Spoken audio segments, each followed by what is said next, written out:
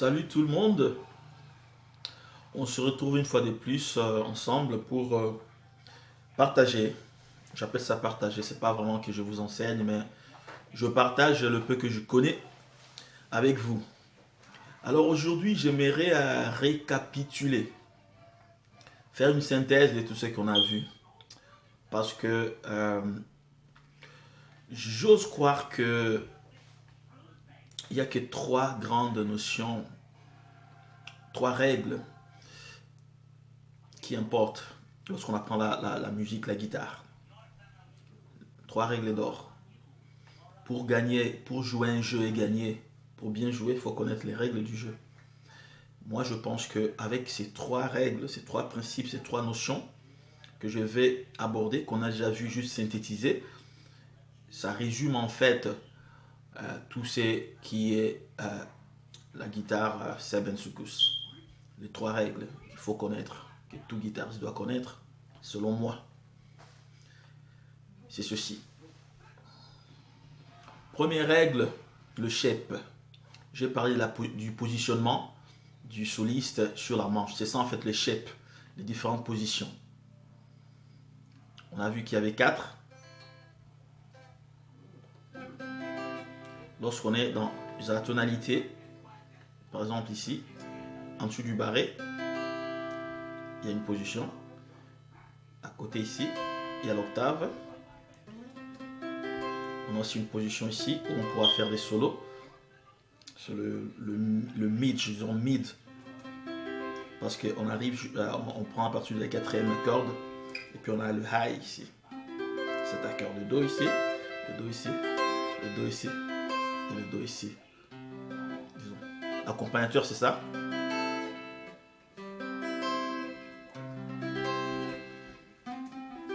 Pour les solistes,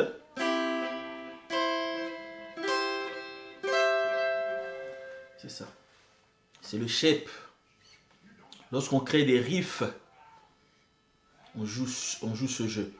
Je vais être très court aujourd'hui, donner peut-être 2 minutes à chaque règle. Je dis qu'il y a trois règles. La première règle, c'est le shape.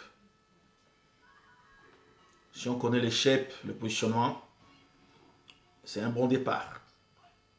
Parce que je suis dans le dos, voilà ce que le soliste fait. Que ce soit dans l'improvisation, que ce soit en jouant des riffs. Voilà, la farce du soliste.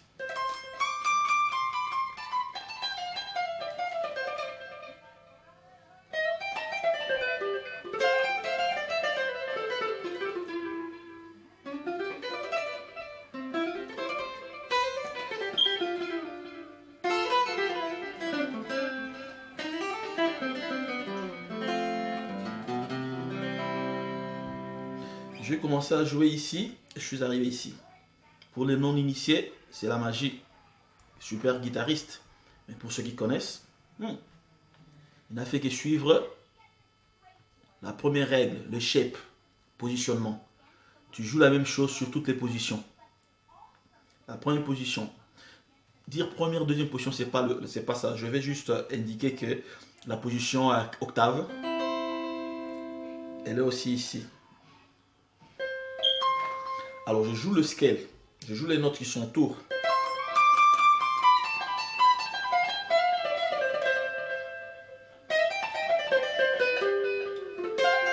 Et puis je viens jouer cette position, le high.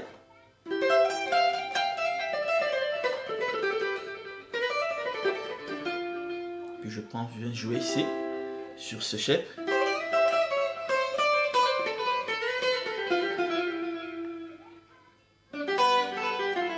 Puis je viens jouer cette position d'octave. Puis je viens ici. Puis je termine ici. Donc ce que j'ai fait, c'est tout simplement jouer les notes autour de ces octaves, les notes autour de la position ici du milieu, les notes qui sont autour de la position ici. Et puis lorsqu'on joue, on joue ça, ça apparaît un peu magique, mais c'est pas de la magie. Alors Roxy Chimpaka a fait un riff que j'avais joué auparavant. Il a joué cette position.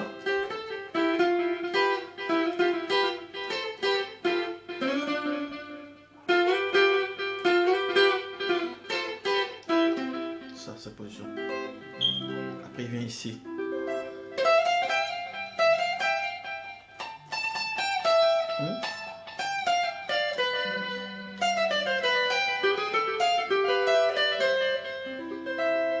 Il vient de jouer position de high. Après, il va faire l'octave ici. Il termine son riff. Il commence son riff ici. Il joue les notes autour, les intervalles. Les intervalles autour, il vient jouer ici.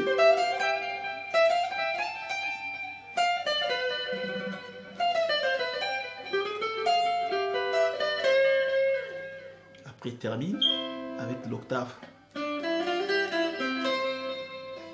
Pas de magie. C'est un peu le principe des shapes.